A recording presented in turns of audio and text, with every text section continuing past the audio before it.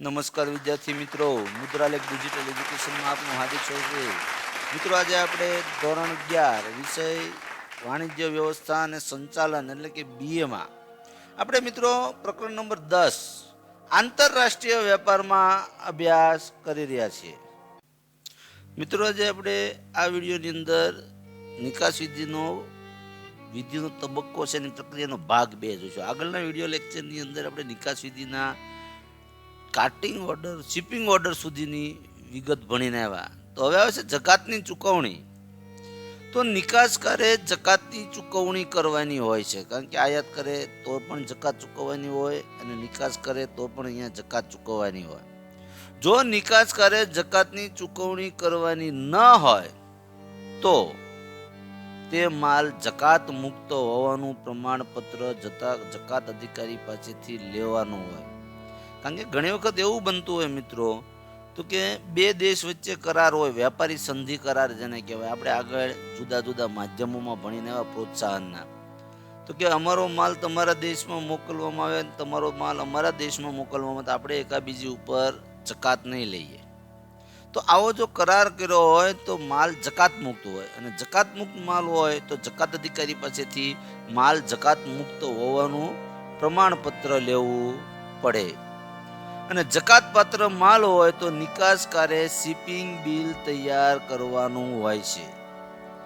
Shipping bill એટલે કે જે એ માલની અંદર કઈ કઈ વિગત છે, માલનો જથ્થો, માલની કિંમત, માલનું પેકિંગ, આ બધી બાબતો એની અંદર દર્શાવવાની હોય છે. તો જકાત અધિકારી આવા શિપિંગ બિલ ઉપરથી અથવા તો જો જકાત અધિકારીને જરૂર લાગે તો માલનું પેકિંગ ખોલીને જાત તપાસ કરી જકાત નક્કી કરી શકે. તો નિકાસકાર જકાત ભરે એટલે તેને માલને બંદર ઉપર લઈ જવાની પરવાનગી આપવામાં આવે. ત્યાં સુધી માલને બંદર ઉપર લઈ જવાની પરવાનગી મળતી નથી. હાલો, જકાતની ચૂકવણી થઈ ગઈ. હવે આવે છે માલનું પેકિંગ અને માર્કિંગ.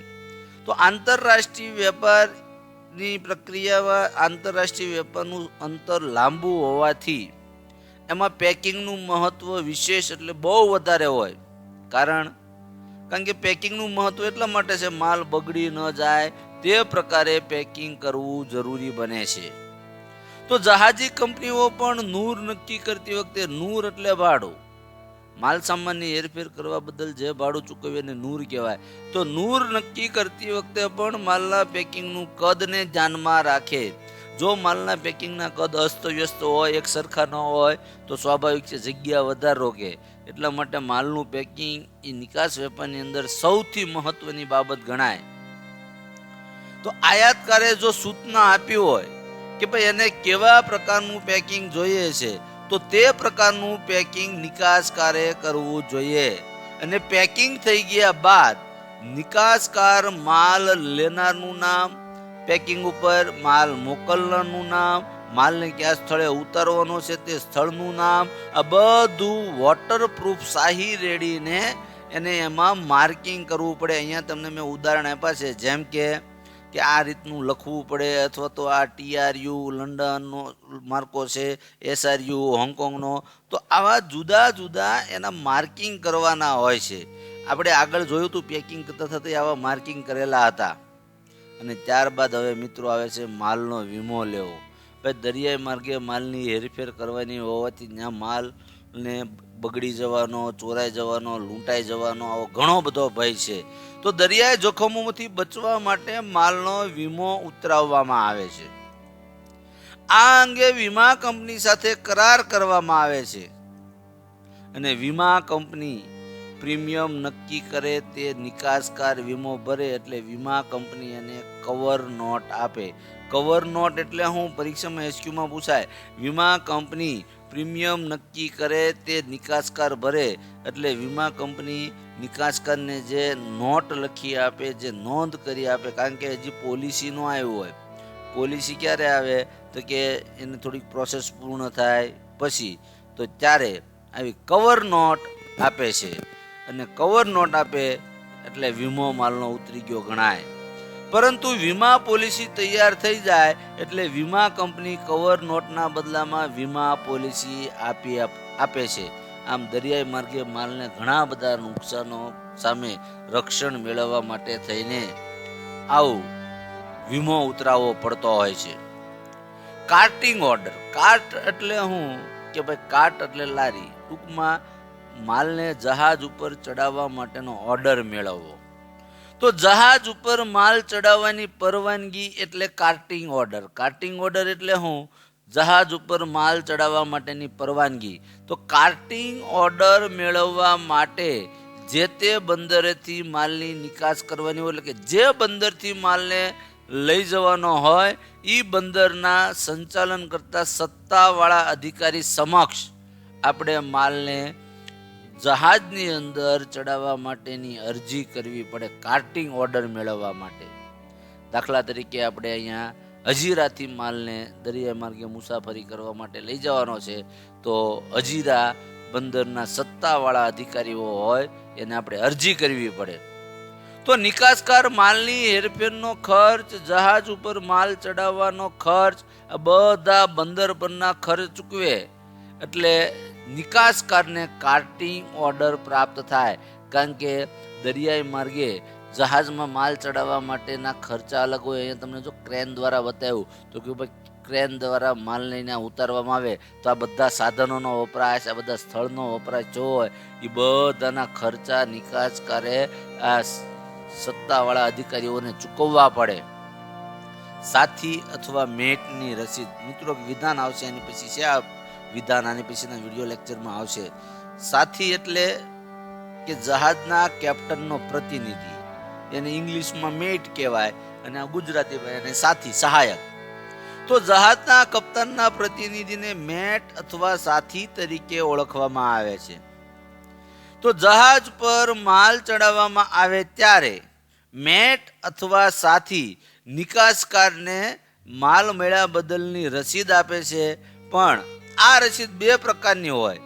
જો માલનું પેકિંગ બરાબર ન હોય તો તેની નોંધ રસીદમાં કરીને ડર્ટી, ફાઉલ અથવા ચીટ અથવા ખામીવાળી.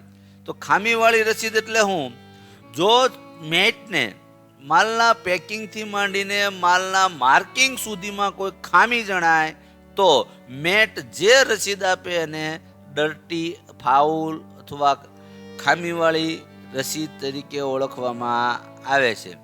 પણ ક્લીન ચીટ એટલે હું, તો કે જો માલના પેકિંગથી માંડીને માલના માર્કિંગ સુધીમાં મેટને કોઈ ખામી ન જણાય અને જે રસીદ આપે એને શું કહેવાય તો કે એને ક્લીન ચીટ. તો હવે ફાઉલ રસીદ આપે જેનો મતલબ એવો થાય કે માલની હેરફેર દરમિયાન કોઈ પણ પ્રકારનું નુકસાન થાય તો તે માટે જહાજી કંપની જવાબદાર રહેશે નહીં. અને જો પેકિંગ યોગ્ય હોય તો ક્લીન ચીટ અથવા ચોખ્ખી રસીદ આપે એટલે કે એમાં કોઈ વાંધો કે તકલીફ નથી. પણ ઘણી વખત જહાજી કંપની પેકિંગ યોગ્ય ન હોય, માર્કિંગ બરોબર કરેલું ન હોય તો ફરીને પેકિંગ કરવાનો પણ ચાર્જ વસૂલ કરતી હોય છે. હવે આવે છે બિલ ઓફ લેડિંગ. બિલ ઓફ લેડિંગ એટલે કે માલની માલિકી દર્શાવતો દસ્તાવેજ. આપણે ગઈકાલે આગળના વિડીયો લેક્ચરમાં વાત કરી હતી મિત્રો, તો કે રેલવે દ્વારા માલ મોકલવામાં આવે તો રેલવેને આપણે માલ આપી બદલામાં આપણને રેલવે રિસિપ્ટ RR આપે. ટ્રક દ્વારા માલ મોકલાવવાનું હોય તો ટ્રકમાં આપણે ટ્રક કંપનીને માલ આપી એટલે આપણને TR આપે, TR રિસિપ્ટ. હવાઈ માર્ગે માલ મોકલાવી તો હવાઈ કંપનીને આપણે માલની માલિકી કરવી, સોંપવી એટલે આપણને AR આપે, રેલવે રિસિપ્ટ. તો એમ અહીંયા આપણે જહાજી કંપનીને માલ આપ્યો એટલે જહાજી કંપની છે એ આપણને બિલ ઓફ લેડિંગ. બિલ ઓફ લેડિંગ એટલે શું તો કે નિકાસકાર અને જહાજી કંપની વચ્ચેનો કરાર બિલ ઓફ લેડિંગ તરીકે ઓળખાય. બિલ ઓફ લેડિંગનો અર્થ જો તમારે યાદ રાખવો હોય તો કે માલની માલિકી દર્શાવતો દસ્તાવેજ, અને શું કહેવાય બિલ ઓફ લેડિંગ. અત્યારે માલ નિકાસકારે કોને આપી દીધો? જહાજી કંપનીને. હવે માલની માલિકી કોની? જહાજી કંપની પાસે. હવે પછી આ બિલ ઓફ લેડિંગ છે એ નિકાસકાર આયાતકારને મોકલાઈ આપશે. તો માલ આયાતકારના બંદરે પહોંચે એટલે ત્યાંથી બિલ ઓફ લેડિંગ રજૂ કરે એટલે માલની માલિકી કોની થઈ જાય? આયાતકારની. તો જે જહાજી કંપની માલને એક બંદરેથી બીજા બંદરે મોકલી આપવાની જવાબદારી સ્વીકારતો દસ્તાવેજ છે કયો? Bill of lading. અને બિલ ઓફ લેડિંગની 3 નકલો તૈયાર કરી એક નકલ જહાજી કંપની પોતાની પાસે રાખે અને બાકીની 2 નકલો નિકાસકારને મોકલે. તો નિકાસકાર આ 2 નકલમાંથી એક નકલ છે એ આયાતકારને મોકલે, કારણ કે આયાતકારને એના સ્થળે માલ પહોંચે એટલે માલ છોડાવવો પડશે. ઉત્પત્તિનું પ્રમાણપત્ર. તો ઉત્પત્તિનું પ્રમાણપત્ર એટલે શું? તો કે માલ ક્યાં દેશમાં ઉત્પાદિત થયો છે તે દર્શાવતું પ્રમાણપત્ર. આને શું કહેવાય? ઉત્પત્તિનું પ્રમાણપત્ર. તો માલ ક્યાં દેશમાં ઉત્પાદન થયો છે તે દર્શાવતા પ્રમાણપત્રને ઉત્પત્તિનું પ્રમાણપત્ર કહેવાય. તો અમુક દેશો અને અમુક દેશો સાથે થયેલા કરાર અનુસાર, હમણાં આપણે આગળ વાત કરી કે ભાઈ 2 દેશો વચ્ચે કરાર થયો હોય, અમે તમારા દેશમાં માલ મોકલવી, તમે અમારા દેશમાં માલ મોકલો, આપણે એકાબીજીથી પાસેથી જકાત લેવાની નહીં, અથવા તો આપણે જકાતમાં રાહત આપશું. તો આમ આયાત જકાત ઉપર રાહત મેળવવા માટે ઉત્પત્તિના પ્રમાણપત્રની રજૂઆત કરવાની હોય છે. તો આવી રાહત મેળવવા માટે વેપારી મંડળ, ઉત્પત્તિનું પ્રમાણપત્ર ક્યાંથી મળે? તો કે આપણે વેપારીઓનું જે મંડળ બનાવ્યું હોય એ વેપારી મંડળમાંથી, અથવા તો જે ચેમ્બર ઓફ કોમર્સ, અથવા તો સરકાર પાસેથી, સરકારના વેપારી ખાતા પાસેથી આપણને ઉત્પત્તિનું પ્રમાણપત્ર મેળવવું પડે. હવે આવે છે વેપારી એલચીનું ભરતીય. તો આયાતકાર દેશના એલચી એટલે કે એના લીવ કન્ટ્રી, એના રાજદૂત, દરેક દેશના રાજદૂત દરેક દેશમાં હોય. તો આપણે નિકાસ કરવી એટલે આપણા દેશમાં આયાતકારના દેશના એલચી હોય, તો નિકાસકારના દેશમાં આ એલચી હોય. તો નિકાસકાર, આયાતકાર તેની પાસેથી નિકાસકાર માલની કિંમત અંગેનું પ્રમાણપત્ર મેળવે છે. તેને વેપારી એલચીનું ભરતીયું કહેવાય. જેમાં માલનો જથ્થો કેટલો છે, કિંમત, આ બધી બાબતો દર્શાવવામાં આવે છે. અને આ બાબતોને આધારે જકાત વસૂલ કરવામાં આવે આયાતકારના દેશની અંદર. હવે આવે છે દસ્તાવેજો મોકલવા. તો નિકાસકાર પોતાની બેંક મારફતે આયાતકારને ભરતીયું, વીમા પોલિસી અથવા કવર નોટ, વીમા પોલિસી ન હોય તો એના બદલામાં કવર નોટ, બિલ ઓફ લેડિંગ, માલની ઉત્પત્તિનું પ્રમાણપત્ર, વેપારી એલચીનું ભરતીયું તથા હુંડી, આવા મહત્વના દસ્તાવેજો આયાતકારની બેંક નિકાસકારની વતી આયાતકારની બેંકને મોકલે છે. તો અહીંયા હું તમને વાત કરું તો કે પહેલા ડી એટલે ડોક્યુમેન્ટ્સ અગેન. જો નિકાસકારની બેંકને સૂચના આપે કે ભાઈ તમે આયાતકારને કે આયાતકારની બેંકને આટલા ડોક્યુમેન્ટ કે દસ્તાવેજો મોકલી આપો, તો ત્યારે નિકાસકારની બેંક, આ નિકાસકારની બેંક છે, આ ડોક્યુમેન્ટ છે, એ ડોક્યુમેન્ટ આયાતકારની બેંક વતી આયાતકારને મોકલી આપશે. આને ડીએ કહેવાય, document against.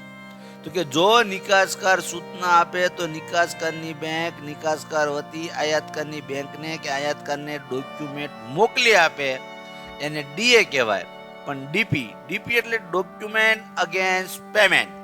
Document against payment તો કે નિકાસકારે સૂચના આપી હોય તો ડોક્યુમેન્ટ તો મોકલાઈ આપે, પણ બદલામાં એની પાસેથી હુંડી સ્વરૂપે નાણાં પણ વસૂલ કરી આપે. આને શું કહેવાય? Document against payment. એટલે કે હુંડી, એટલે કે ત્યાંથી એ હુંડી લખાવી લાવે. તો આવી રીતે દસ્તાવેજો મોકલવા અને નાણાંની વસૂલાત થાય છે. હવે આવે છે નાણાંની વસૂલાત.